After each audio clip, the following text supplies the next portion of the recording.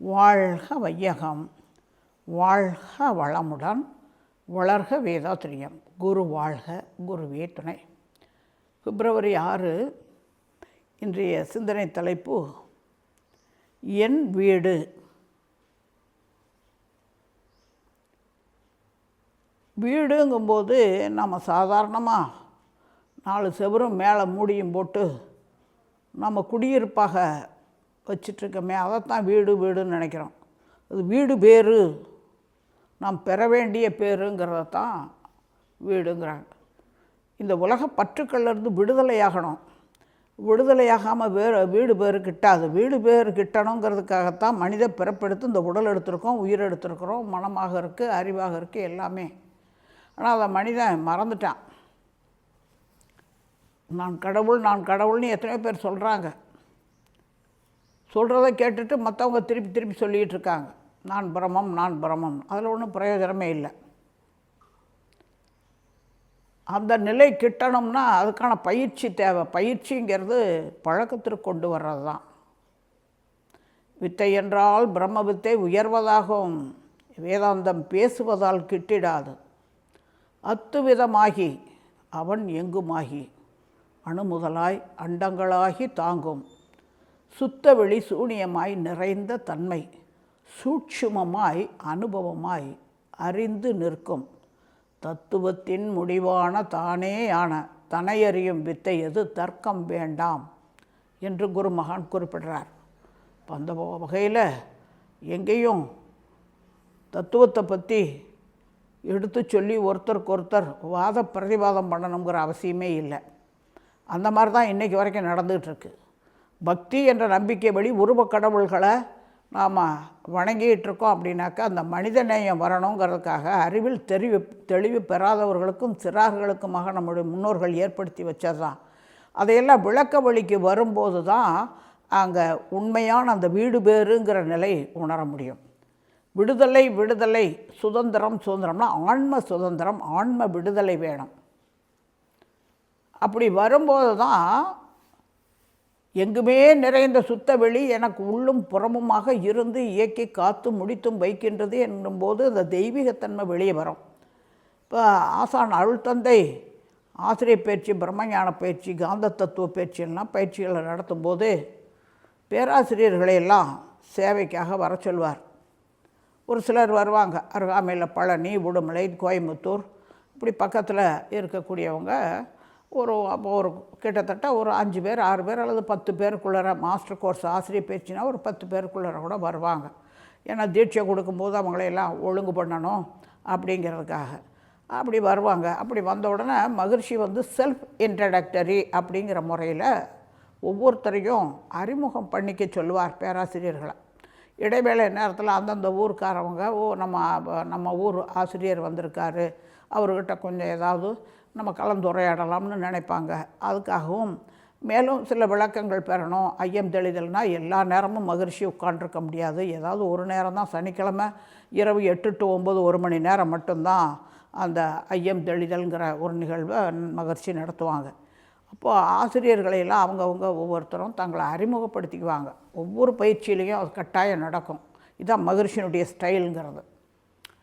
ஏன்னா அவங்கள ஒரு மோட்டிவேட் பண்ண மாதிரி இருக்கும், பேராசிரியர்களுக்கு ஒரு பெருமையாக இருக்கும். அதுக்காகத்தான்.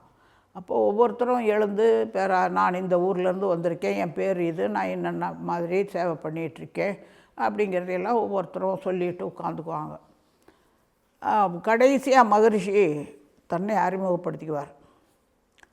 நான் வேதாத்ரி, ஐயாம் ஃப்ரம் வெட்டவெளிம்பார். வீடில்லா வீடு, சுத்த வெளி தான். அங்கேருந்து வந்தோம், திரும்ப அங்கே தான் போக போகிறோம். அந்த அளவுக்கு விரிந்து நிற்கும்போது தான் தெய்வீகத்தன்மை நம்மளிருந்து வெளிவரும். இப்போ அதுக்காக தன்னை வெளிப்படுத்தி கொள்ளும்போதும் கூட நம்முடைய குருமகன் எப்படி சொல்கிறாரு, நான் கூடுவாஞ்சேரி, எங்கள் அம்மா அப்பா என்னன்னாரு, நான் 7 வயசுலேருந்து பயிற்சி பண்ணினேன் அப்படிங்கிற பெருமைகளையெல்லாம் ஒன்றுமே சொல்ல மாட்டார். எங்கேருந்து வந்தோம், வெட்டவெளியிலேருந்து வந்தோம், இப்போ எங்கே இருக்கிறோம், ஆழியாரில் இருக்கோம். என்கிட்டையும் கேட்பாங்க எல்லாம், நீங்கள் எந்த ஊருங்கம்பாங்க. எதுன்னு சொல்லவே தெரியலைங்கம்பேன். இப்போ நம்ம எந்த இடத்துல இருக்கோமோ அதுதான் நம்ம ஊர். இப்போ அட் ப்ரெசண்ட்டுங்கிறது அந்த நிலைக்கு கொண்டுட்டு வரும்போது தான் நம்மில் இருக்கக்கூடிய தெய்வீகம் வரும். நான் அந்த ஊர், இந்த ஊர், அந்த ஜாதி, இந்த ஜாதி, நான் அதாக்கும் இதாக்கும்போது அதில் பற்று, அந்த பற்றுக்கள்லேருந்து விடுபடுறது தான் விடுதலை, சுதந்திரம். ஏன்னா பிறவியின் நோக்கமே அந்த இறை அனுபூதி நிலையை அனுபவிக்கணுங்கிறது தான். அதுதான் இன்றைய உதாரணத்தில் மகரிஷி சொல்கிறார் பாருங்கள்.